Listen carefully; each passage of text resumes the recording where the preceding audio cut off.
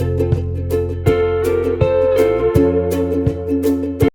Everyone, welcome back to our YouTube channel. So ನಮ್ಮ family ಎಲ್ಲ ಕುತ್ಕೊಂಡು ಯೋಚನೆ ಮಾಡಬೇಕಾದ್ರೆ ಒನ್ ಡೇ ಟ್ರಿಪ್ ಪ್ಲಾನ್ ಮಾಡೋಣ ಅಂತ ಹೇಳ್ಬಿಟ್ಟು ಮಾಡಿದ್ವಿ. ಸೊ ನಾವು ಮಾಡಿದ್ದು ಶ್ರೀರಂಗಪಟ್ಟಣಕ್ಕೆ. ಮೊದಲನೇದಾಗಿ ನಿಮಿಷಾಂಬ ದೇವಸ್ಥಾನ ವಿಸಿಟ್ ಮಾಡೋಣ ಅಂತ ಬಂದ್ವಿ. ಅರ್ಚನೆ ಮಾಡಿಸೋರಿಗೆ 50 ರೂಪಾಯಿದು ಟಿಕೆಟ್ ವಿತರಣೆ ಮಾಡ್ತಾರೆ. ಸೊ ಅರ್ಚನೆ ಎಲ್ಲ ಮಾಡಿಸ್ಕೊಂಡ್ರೆ ಆ ಟಿಕೆಟ್ನ ಕೌಂಟರಲ್ಲಿ ಕೊಟ್ಟರೆ ಫ್ರೀಯಾಗಿ ಒಂದು ಪ್ರಸಾದ ಅಂದರೆ ಲಾಡುನ ಕೊಡ್ತಾರೆ. ದೇವಸ್ಥಾನದಲ್ಲಿ ಜನ ಏನಿರಲಿಲ್ಲ, ತುಂಬ ಬೇಗನೆ ದರ್ಶನ ಆಯಿತು. ದರ್ಶನ ಎಲ್ಲ ಮುಗಿಸ್ಕೊಂಡು ಅನ್ನದಾಸೋಹಕ್ಕೆ ಹೊರಟ್ವಿ. ಇದು ಬಂದ್ಬಿಟ್ಟು ಹೊಸ ಬಿಲ್ಡಿಂಗು, ದೇವಸ್ಥಾನದ ಹಿಂಭಾಗನೇ ಇದೆ. ನಾವು ಲಾಸ್ಟ್ 2 ಟೈಮ್ಸ್ ಬಂದಿದ್ವಿ, ಆವಾಗ ಯಾವುದೇ ಥರ ಅನ್ನದಾಸೋಹ ಇರಲಿಲ್ಲ.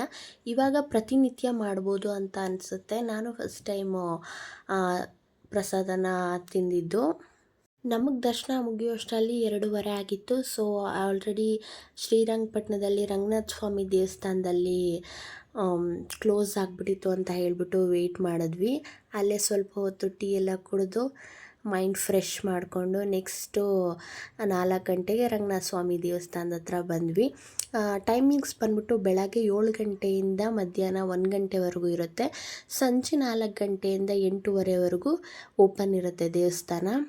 ನಾವು ಹೋಗಿದ್ದು ಸಂಡೇ ಆದ್ರಿಂದ ತುಂಬಾ ಅಂದರೆ ತುಂಬ ಜನ ಇದ್ದರು. ಹಾಗೆ ಫ್ರೀ ದರ್ಶನಕ್ಕಂತೂ ಸಿಕ್ಕಾಪಟ್ಟೆ ಜನ ಇದ್ದರು. ಸೊ ನಾವು 50 ರೂಪಾಯಿ ಟಿಕೆಟ್ ತೊಗೊಂಡು ಹೋದ್ವಿ. ಅದು ಗರ್ಭಗುಡಿ ಹತ್ರನೇ ಬಿಟ್ಟರು. ಅದು ಸ್ವಲ್ಪ ನಮಗೆ ಈಸಿ ಆಯಿತು ದರ್ಶನ ಆಗೋದಕ್ಕೆ. ಸೊ ನಾವು ಬ್ಯಾಂಗ್ಳೂರ್ಗೂ ರಿಟರ್ನ್ ಆಗಬೇಕಾಗಿತ್ತಲ್ವ. ಸೊ ಅದಕ್ಕೇ ಲೈನಲ್ಲಿ ನಿಂತಿದ್ರೆ ತುಂಬ ಒಂದು 2-3 ಗಂಟೆಗಳ ಕಾಲ ಅಲ್ಲೇ ನಿಂತ್ಕೊಳ್ಬೇಕಾಗಿತ್ತು. ದರ್ಶನ ಆಗೋದು ತುಂಬ ಲೇಟ್ ಆಗ್ತಾಯಿತ್ತು. ಶ್ರೀರಂಗಪಟ್ಟಣದಲ್ಲಿ ಸುಮಾರು 9 ವಿಸಿಟಿಂಗ್ ಪ್ಲೇಸ್ಗಳಿದೆ. ಸೊ ನಾವು ನೆಕ್ಸ್ಟ್ ಹೋಗಿದ್ದು ದರಿಯಾ ದೌಲತ್ ಬಾಗ್ಗೆ. ಎಂಟ್ರೆನ್ಸ್ಗೆ ಬಂದಾಗ ಈ ಥರ ಸ್ಕ್ಯಾನರ್ ಹಾಕಿದ್ದಾರೆ. ಸ್ಕ್ಯಾನ್ ಮಾಡಿದ್ರೆ ಸೊ ಎಲ್ಲ ವಿವರಗಳು ಬರುತ್ತೆ. ನಮ್ಮ ID ಕಾರ್ಡ್ ಹಾಕಿದ್ರೆ ಅಮೌಂಟ್ ತೊಗೊಳುತ್ತೆ. ಸೊ ಅದನ್ನು ಮಾಡೋಕ್ಕೆ ಬಂದಿಲ್ಲ ಅಂದರೆ ಅಲ್ಲೇ ಸೆಕ್ಯೂರಿಟೀಸ್ ಇರ್ತಾರೆ, ಅವರ ಹೆಲ್ಪ್ ಮಾಡ್ತಾರೆ. ಸೊ ನಾವು ಕೂಡ ಎಲ್ಲ ಮಾಡಿಕೊಂಡು ಬಂದ್ವಿ. ಸೊ ವ್ಯೂ ನೋಡ್ತಾ ಇದ್ದೀರಲ್ಲ ಹೇಗಿದೆ ಅಂತ, ಕಂಪ್ಲೀಟ್ ವ್ಯೂ ಇದು. ಟಿಕೆಟ್ ಬಂದ್ಬಿಟ್ಟು ಇಂಡಿಯನ್ಸ್ಗೆ 20 ರುಪೀಸು, ಫಾರಿನರ್ಸ್ಗೆ 250 ರುಪೀಸ್ ಅಂತ ಹಾಕಿದರು. ಗೋಡೆಗಳ ಮೇಲೆ ಈ ಥರ ಚಿತ್ರಗಳನ್ನೆಲ್ಲ ಹಾಕಿದರು. ಸೊ ಒಂದೊಂದು ಕಥೆನ ಹೇಳ್ತಾ ಇತ್ತು. ಹಾಗೆ ಫ್ರೇಮ್ಸ್ಗಳನ್ನೆಲ್ಲ ಹಾಕಿದರು. ಅದರಲ್ಲಿ ಕೆಳಗಡೆ ಅದರ ಸ್ಟೋರೀಸ್ ಎಲ್ಲ ಬರೆದಿದ್ರು. ಅದನ್ನು ತಿಳ್ಕೊಳ್ಳೋದಕ್ಕೆ ಸಹಾಯ ಆಗುತ್ತೆ. ಹಾಗೆ ಟಿಪ್ಪು ಸುಲ್ತಾನ್ ಅವರು ಯೂಸ್ ಮಾಡ್ತಾ ಇರೋವಂಥದ್ದು ಸೋಫಾ, ಡೈನಿಂಗ್ ಟೇಬಲ್ ಎಲ್ಲನೂ ಕೂಡ ಅಲ್ಲಿ ಹಾಕಿದರು.